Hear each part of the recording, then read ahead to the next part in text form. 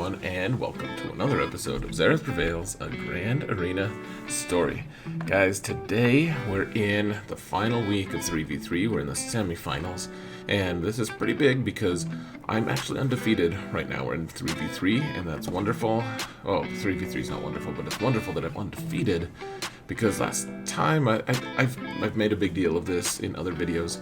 I've had a pretty poor record in 3v3 in the past, at least for my regular Grand Arena exploits. 5v5 I've always been 10-2 or better, and in 3v3 I've been 9-3 every time, unless it was not 8-4. So, and last time I got 8-4. So I've put a lot of extra effort into it this season.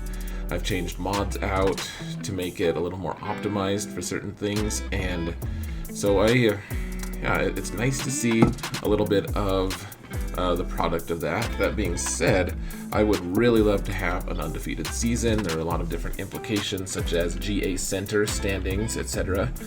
And so this was during our Gambit fight night, and I like to record those independently so that I can just do a voiceover later, because I kind of miss doing voiceovers a little bit, and I kind of like getting you guys a little shorter videos every once in a while too. So we're gonna try this once again. As always, love to hear the feedback on if you like this format or not.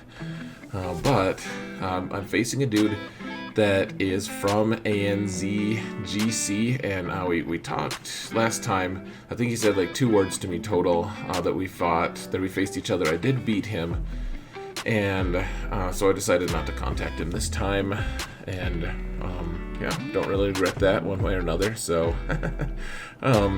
but yeah, it's gonna be interesting. You can see the team that I'm kind of highlighting on my thumbnail here, the Jedi Knight Luke team that I haven't really faced that many times. I feel like it's so good on defense though, and we'll kind of go over that a little bit in just a minute. But let's go to the patrons section first, guys. So just want to shout out my patrons. You guys are amazing, guys. Thank you so much for all the support. I really appreciate all of the support. You guys are truly amazing. And now let's jump into the video itself. So let's pause for a sec. Not that you guys can tell it's paused, but okay, so here's my opponent's zones. I apparently didn't take a screen capture of the total overall board. I will show you guys my defenses at the end, but what we're doing here, or what my opponent's doing here, he's got the Basti lead with Jedi Master Luke and then Barriss. So that immediately takes away my Supreme Leader Kylo team, because they're not reducing my turn meter nearly as much as I would want, and I don't know for sure if I would be resilient enough to be able to take that using Supreme Leader Kylo, at least not efficiently. So we need to find a team for that. Now the Jedi Knight Luke team is also pretty tricky, just because it would be tricky. Like, Jedi Knight Luke is one of those guys who just holds forever unless you have something specific to kill him with, and he hits so hard it's really hard to find any teams that can just like casually kill him. So that's the bottom zone that my opponent placed, and the top zone. So the one thing that you guys want to note here is my opponent placed a pretty predictable defense. He places the same thing or variants of it quite a bit. So this isn't that crazy of. I mean, these are all actually pretty decent teams, but the Darth Revan team, man, we'll see how. I want to show you guys what my plans are for this one. I have some serious issues with Sith Empire Trooper here. Like, he's no Malak, as everyone knows, but yeah. So the first thing we want to do here, though, is take on this Jedi Knight Luke team, and the team for that is Admiral Piett as lead. And you can do this with like Gear 9 Admiral Piett. We just want his lead, and here's what we're gonna do here. Let me pause it real quick, guys. So what we're doing here, the strength of this team for the Jedi Knight Luke is any of the Jedi if you have the Hero's Rise ability, which you do if you have Jedi Knight Luke. And I think maybe it's a Zeta, but one way or another, it's a very good ability. it never goes on cooldown to start a match. So what happens is, even if you try to burn cooldowns, they always start with that. So it's a mass summon. It gives them all a bunch of cool buffs, including counterattack, and Jedi Knight Luke starts hitting like a truck. And Jedi Knight Luke then takes an immediate bonus turn. He can stun everyone. It's a huge mess. So it's important that the Jedi never take a turn, and to be able to do that, you need your Vader to be getting all sorts of bonuses. So my Vader gives himself 16 speed just because of his unique. You guys can read up on that on your own if you want. He's getting so he's 16 for himself, plus 8 for Piett, plus 8 for Luke, plus 8 for Hoda, and then plus 16 for old Ben, because he is both a rebel and a Jedi. And then, on top of all of that, Piett reduces light side characters' speed by 15. So that's another kind of bonus. I'm not even going to try to do the math. It's like 70 something. And as long as your Vader goes first, then you're good. So in this case, my opponent only has a 313 Hoda, and my Vader's like 272. So, like, it's fairly easy. Now, one thing you want to make sure, so I'm taking Watt, and you get weapons tech. One thing that a lot of people make mistakes on, and I caught a really veteran player on this as well, Watt doesn't give Vader 15% turn meter if he gives him the weapons tech. He gives Vader the opportunity to gain 15% turn meter when an opponent's guy goes. So, like, if Hoda goes before Vader, sure, Vader will gain 15% turn meter, but that'll be too late at that point. So, Watt's adding speed to Darth Vader is not actually relevant in this particular lineup. So, I know that took me a while to kind of explain what was going on, but I do feel like people don't necessarily understand how this interaction works, so I wanted to take a minute. So watch what I'm doing. I'm putting weapons tech on Vader. Again, we're not getting turn meter from this. Vader is fastest though, so you go into Merciless Massacre, and you want to target Luke for that. I'm pausing for a sec. You want to have Luke targeted for that because it puts a damage over time or 2 on him. Because Watt is passively doing it because of the weapons tech. Now you want to then do Force Crush on someone not Luke, so you just target whoever. Old Ben is fine. And you want to do this. You want to wait. So great. So Luke has 4. He has 5 debuffs. That's probably enough. But the other element that we're looking at, see the little Imperial symbol, the locked Imperial symbol above Vader's head? That's also important. What you can do with that is you're gaining 6% potency and offense for every stack. So Vader right now is at plus 18% offense. The potency doesn't matter at this point.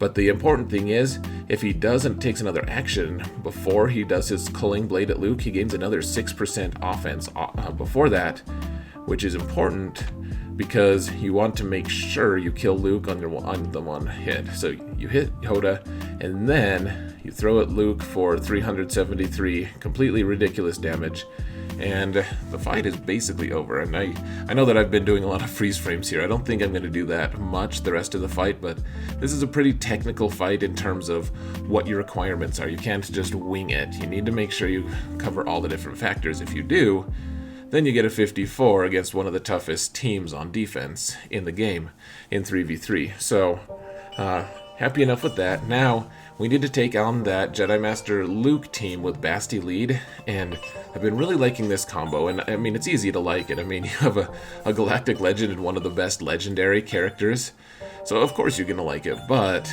in 3v3 countering these assorted Jedi Master Luke teams, it's really important to have the right combination. And the one thing I really like about this team is, so you have a lot of offense from General Skywalker. Jedi Master Luke can be working on his his ultimate, and the unsung hero in this is Barriss, because every time she takes a turn, she passively dispels one of her allies' debuffs. And so you saw that Anakin had daze on him, and she dispelled that, so now he can actually assist when Jedi Master Luke calls it. And what I'm trying to do here, they don't have a way to force Jedi Master Luke to taunt, because they don't have Watt here. This is an inferior team, so you can kill Bastila, then you can just kill Barriss or Jedi Master Luke. I decided to go for Barriss next, because Barriss can do all the things that I was telling you guys about previously, like she can passively dispel. She can also heal, and Jedi Master Luke has a huge health pool. And so what we're trying to take her out. She's not really that tough to kill anyways. May as well just wipe her out, and now we can just chew through Jedi Master Luke's huge amount of protection, and bonus protection, and health. And it takes a while, but he's alone, he's benefiting a little bit from Bastila's lead, but not much. So as long as we can keep our General Skywalker alive, which we probably can at this point, then we should be good. He still does some damage, but now we got our ultimate because we have the lead going on. He doesn't have the lead, so he's not going to get his ultimate. And one thing I should note, though, I haven't been super optimized in this. You want to be spreading your training out to both Barriss and to General Skywalker evenly, and I didn't really play it that well. During the stream, Solo chastised me. He criticized me harshly, and I think he actually had a little bit of a good point. You want to be spreading the Master's training out a little more, or whatever it's called, Jedi lessons or something. Alright, so here's a match that I haven't done it all this season, or even last season, but it's extremely consistent if you're okay with sacrificing some banners. So you take these clones, you can take Arc or Rex, Arc Troop, you need Rex and you need 5s. You can take Arc or Echo here, whichever one. Now this is kind of a weird case because most people don't have a B2 that's only gear 12, so he got knocked over pretty quick. A lot of times what you want to do, you're just going to end up shooting B2 until it's time to get a Rexecute with Rex, and that's it. But we did just randomly kill B2, so we have that, I wouldn't say going for us. Now one thing to really pay attention to though, guys, now let me pause in mid-action here. You need to make sure you don't want to take Grievous down below his protection, because then he will assign a taunt and you'll lose.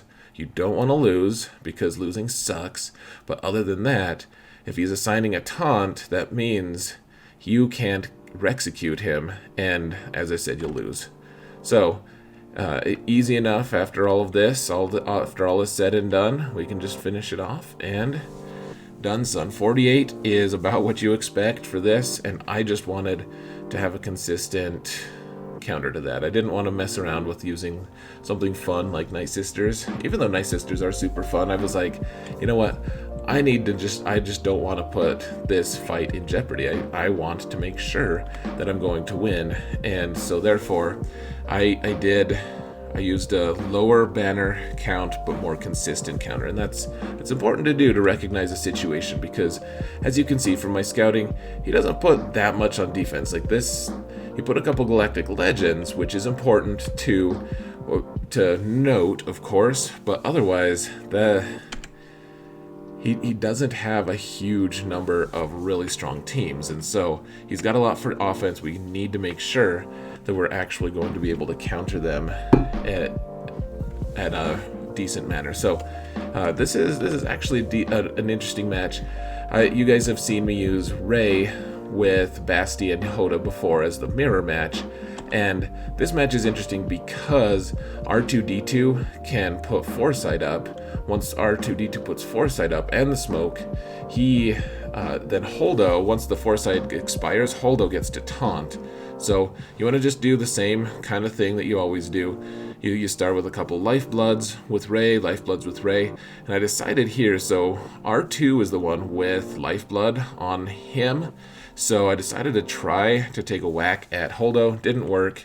During the stream, I was kind of egged on to do it. Like, Solo and Klesso both said for sure I would kill Holdo, and I was like, I don't know, and they're like, just do it, so I did it, and peer pressure apparently works, but not not in a way that I approve of. So there is that. And now they have their ultimate. I haven't even killed anyone. So I decided here I was going to actually let the ultimate wrap around, and that's not something I always do, frankly. But you can take that ultimate as long as you've been doing Lifebloods. You can totally take it. So I decided I would take the opportunity here, just whack Admiral Holdo. And now we're trying to get ability blocks on Rey as often as we can, because if we can get those, if we can get ability block on Rey, then she isn't going to be able to do Lifeblood or her Whirlwind attack. So I'm saving all of my Hoda attacks. I have a guide to this. You guys can search for it on how to do the mirror match. But the essential thing is you want to keep Rey ability blocked, because if you do that, her basic doesn't really do that much. She'll eventually get her ultimate, but you're doing Lifeblood so much that it really doesn't do that much to you anyways. So here you can see R2 finally put smoke and hit himself. He put his master up for grabs. But I've been putting up Lifeblood so much that even her Whirlwind didn't really phase me. And now we're just waiting for Rey's ultimate here, so that when she pops it, we can pop ours and not take any damage, potentially. You gotta look at her turn meter though, at the comparative turn meters. That is actually very important. So I decided to heal here just in case my ultimate was enough to kill both of them. That's a pretty big long shot, but figured I may as well. Like you can see, I came pretty close actually. And Bastila, you'll note that Bastila also put her suite of debuffs on Rey right before the ultimate hit, so that the offense up would actually boost my offense numbers, and it was almost enough, very close. So once again, we're just trying for ability block as often as we can, save that master's training for just such an occasion when Barriss isn't going to be able to go again before, or Bastila isn't going to be able to go again before Rey. So you call another assist and get ability block. So she's just doing her basics. Now we're just waiting once again for that ultimate. We have plenty of time. You gotta just be patient in this match sometimes. Sometimes it just takes a while for it to go off. So I put the suite of debuffs on Rey. I think I put it on one turn prematurely actually. So that's unfortunate. But their Rey is actually pretty low health. We want to wait. So look at her turn meter. It's really low right now. So I decided to just wait here. Hopefully we can get our ultimate up one more time. There it is, because their ultimate, it actually slows Rey down a little bit. So if you need to time that ultimate right. If you do, you end up killing Rey and you're good to go. 54 banners, and it's a pretty consistent high 50s. Well, I guess it's low 50s, but in the 50s counter. So here's something I want to point out, guys. My Padme team, I'm going to take Padme against this Darth Revan team, and I just want to point out, their Darth Revan and Basti aren't super fast, but they're fast enough that they're faster than all of my Padme squad, which is important. And it's really important, guys, if you're going to counter Darth Revan, even if there's Malak. This obviously isn't the best Darth Revan team, but you want to have Padme be the slowest on her team, and then you want her full team to be slower than both Darth Revan and Dark Bastila, her Bastila Shanfallen, whatever you want to call her. So you see my Padme is 255, and we have Jedi Knight Anakin, who is 267, General Kenobi, who is 271. So they're all slower than the Darth Revan and Bastila Shanfallen, and this is important because we want the turn sequence to go in a specific order. So what's going to happen, because Padme is immune to fear, I'll show you guys. I'll pause it for a sec. So you can see here, I paused it already. So Darth Revan and Basti already went, and then Kenobi and Anakin went as well. They took their turn, but they were feared, so they didn't do anything. But now that having that fear go away, then activates all of those huge stacks of debuffs from Bastila. And what we can do now, because Padme, this is her first turn, she's going to dispel all that, and we're going to get huge stacks of courage as we take our turns. So she's going to dispel here. and everyone gets all these stacks of protection, which eventually turn into stacks of courage. So now Kenobi goes, and we can put up our retribution, we can call a mass assist, whatever you want to do. I'd like to call that mass assist because Padme does a basic and gives more stacks of protection, and now she's got 18 stacks of protection. She can just one-shot Basti there, and Kenobi can one-shot Darth Revan, and we got 53 banners, folks. 53 is crazy. I figured I'd get 51, or maybe even 50 if they got hit into our health and we couldn't heal in time, but pretty good result, obviously, and that's why you don't just take your Darth Revan or your Darth Malak away from Darth Revan. I did take Padme off of defense there just because it just seemed my guy consistently keeps that team on defense, and I don't know. I just wanted to make him pay. Some people just want to see the world burn. I guess I don't know. I'm not really being that fair to myself. I just wanted to win. So. I don't care if the world burns as long as I win. That is what you should take from that. No, here's an opportunity. I mean, Lando lead, guys. People, it's been like this fad. Like, guys, Lando has a good lead, and it's not bad. Like, it's nice and versatile because it affects a lot of people. It affects rebels and scoundrels. But Lando's not a great character, so. Throw in Nest, make sure that they don't have enough potency to really mess with you, like to get the stun from Chewie, but otherwise, Nest is great, get 55 banners, and now we can go up top here. We've got this Finn team. We can just take Qi'ra with Han and Chewie. You want to stun Resistance Hero Finn. You guys have seen me do this a million times. Finn has the most turn meter right now, so I want to stun him if I can, because I don't want him to do anything ill-advised to us. The thing is, though, we really need to make sure that we're trying to kill Hero Finn as soon as we can. So, call that assist by Qi'ra. Everyone hits because of guard on Qi'ra from Chewie. Then you kill Poe, and then OG Finn, he's good enough in like a long-term fight. If you're using him yourself, he can be really versatile, but the AI plays him really poorly. He is mostly just worthless. He's kind of tanky, but eventually you get a 54 and you're not surprised. So he's that kind of character. Now we just have this Mothra team, and the Mothra, I've sung these praises quite a bit. Look at all these buffs that everyone has because Cassian has his Zeta. So Sion had enough of that nonsense. And here's the issue with this team. So my opponent has actually, one thing I didn't mention is my opponent had won, I think, like 7 matches in a row. Like he's been pretty legitimately like consistent in winning in 3v3, and so this team has actually won him at least one match that I could recall once I scouted. But the fact is, there's no damage here at all. So I put Isolate on K2 because K2 is the one who's constantly taunting and doing annoying things. Like he's disrupting is what he's doing.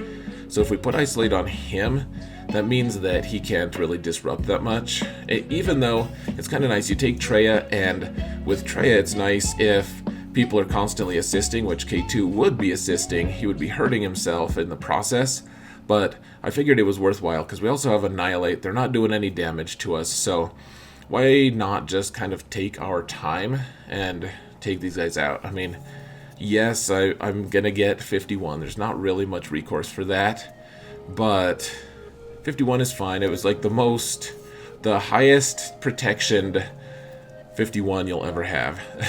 It was pretty silly. So we got through that top zone pretty well. So far I've been pretty efficient. Nothing too crazy in the back. The Rebel fleet doesn't have Biston, which is nice. Now Count Dooku here. This is an important side note, guys. So this team can be really problematic if their Dooku or Nute is faster. Or Magna Guard, I guess, but if you have a fast enough spirit, then you're probably good. I went back and forth. I had kind of wanted to try Night Sisters against that Resistance Hero team up top, but man, I'm so close to a 12-0 season, I just didn't want to take chances. So after looking at the speeds, my spirit outsped their Dooku by a few points, so just go in. He's only a gear 12 Dooku, so easy enough, get a one-shot on him. I was hoping, even if I didn't one-shot him though, a stun would have been sufficient, because otherwise he would hide everyone, and then things start getting dicey. So now we have Nute. We already killed him once. He's only gear 12 as well. So if we can just kill their Nute and Magna Guard, you can see Nute died off of passive plague damage, and now hopefully we can just finish this. And Spirit hasn't actually been touched, at least not much, so we got 52 there and got the win. And there's not many teams left, honestly, for my opponent, which I'm sure you guys are all fine with. So the thing that's been lurking in the background is I do have Supreme Leader Kylo available as well. So this would be the final actual match. We've got the old school Asajj Acolyte zombie cheese. So the strength of this, if you guys haven't seen it, I'm sure most of you have, but you can see Acolytes in stealth now. And what ends up happening, if you don't bring an AoE, then what ends up happening is you can kill Asajj, which is not that easy to kill Asajj super consistently anyways, but if you kill Asajj, you can't actually kill zombie, and if you don't have an AoE available, then Acolyte will just time you out because she just stays in stealth forever. So you can see that zombie she's gear 13, and so she's super fast. I mean, this is a luxury, guys, being able to take Jedi Revan here. Crazy. Like, I didn't figure I'd be able to do that, really, but things fell out in this way. I've been going the efficiency route lately. I know that that's, well, I don't know what, I don't really know what to say. Like, I used to play efficiency all the time, and that I've kind of gotten away from that, and that's not necessarily bad. So let me just talk for one sec. So I've been trying to do efficiency lately, and what I mean by that is just clearing my opponent quickly or efficiently with a lot of good banners, and I don't leave the strongest defense. The thing is, I place my defenses predicated on the idea that my opponent is going to be placing one or two Galactic Legends, so it relies on scouting and being able to see what my opponent is going to be placing on defense, and then just placing my own. Like, I want to have overwhelming force if I can to get high banners, and so I've been keeping a lot of teams for offense. And I mean, this is so silly. So they have a Relic Nest, and then a couple just random, like L3 is only gear 12, and Qi'ra is, I think, she's purple of some sort, so we just got to kill Nest at some point. So I did decrease her mastery, or whatever it was, and just killed her. I mean, we all knew it was going to happen. Supreme Leader Kylo jumps in, 55, and now all they've got is ships, so we're doing pretty good so far. Need to take out this rebel fleet first. The Finalizer's the man, especially with no Biston here. It makes it so much easier. So what you do, you put the mark on Han Solo, or on the Falcon, you stun with the Silencer, hand a turn to Silencer, and it's over with. So now the question is, do you kill Biggs, or do you kill the stupid Rebel Y-Wing? And Rebel Y-Wing annoys me so much I decided to target it, even though Biggs then got a turn, and you can see Rebel Y-Wing being annoying again, as I said, just doing its thing, hand the turn to Silencer, do a little bit of damage, and who knows, like this AoE, I'm always like, I guess I may as well, they're not going to shoot me back. So to Cad Bane here, I believe, because I love Cad Bane because he comes in, he puts debuffs on people, and he calls Silencer to assist. Or, he calls whoever, but Silencer's the good target. The Silencer goes in and does 183k to Biggs, calls it good. So 63 banners, that is pretty far from the line of shame. I would say 60 banners and above in fleets is my line of shame. So if I can get 60 or more, then I'm happy. If I get less than 60, then usually I just say something like, guys, at least I got a one shot. I beat it in one shot. But anyways, in this case, I got 63, happy enough. And now we're taking Malevolence against this random Thrawn team. This bomber, the TIE bomber, is only 6 stars, so it's nothing too crazy. But you gotta be careful, because that burning really can mess with the fleet. That's why you don't want to take Rebels against it usually. You can usually with Rebels like you can take on a 5-star TIE Bomber, but pretty soon everyone's just, at least everyone that I face is going to have the TIE Bomber now at 7 stars, so it's not really a worthy conversation anyways. Now let me pause it real quick. You can see I saved my Vulture Droid, or I got my Vulture Droid to put that ability or that buff immunity on Houndstooth so that I could just take him down really fast. If you can land that on Houndstooth early on, man, it makes the fight so much easier. So that's what I did. I intentionally designed it that way, got him out of there, and now we don't have 2 ridiculous tanks to deal with, we just have 1.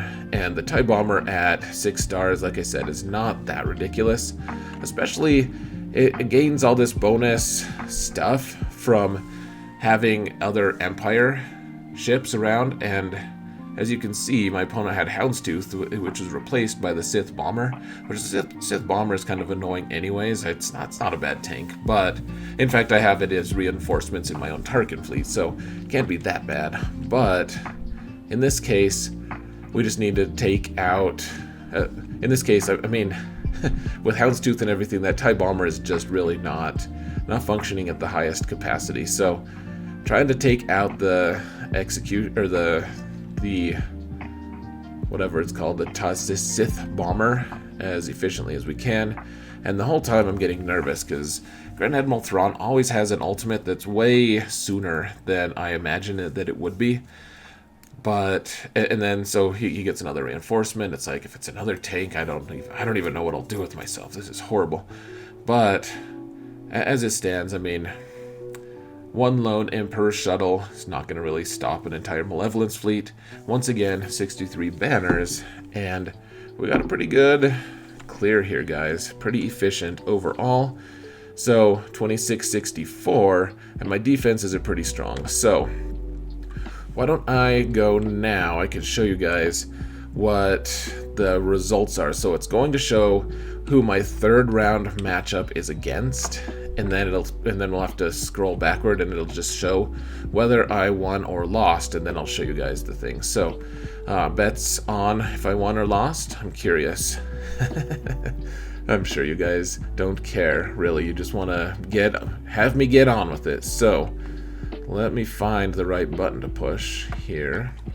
There we go. So my next match is against FPS Sentenza, who's a Sage. My match here, maybe predictably, I beat my opponent, Kryle's 76, and I'll show you guys the board.